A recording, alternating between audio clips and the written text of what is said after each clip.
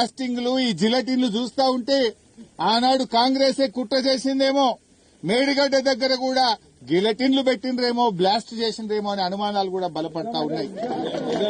ఎందుకంటున్నా, కాళేశ్వరం అంటే 3 బ్యారేజీలు, 19 రిజర్వాయర్లు, 21 సబ్స్టేషన్లు, 203 కిలోమీటర్ల టనలు, 1536 కిలోమీటర్ల గ్రావిటీ కెనాల్స్ అన్ని బాగుంటాయి.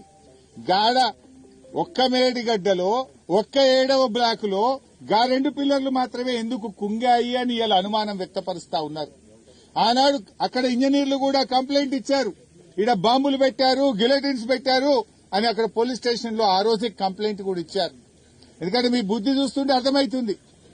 మొన్న ఓపెన్ గా మీరు ఈడ పెద్దపల్లి మండలంలో గిలెటిన్ స్టిక్స్ తో ట్రాక్టర్లతో కాంగ్రెస్ నాయకులు దొరికిపోయారు.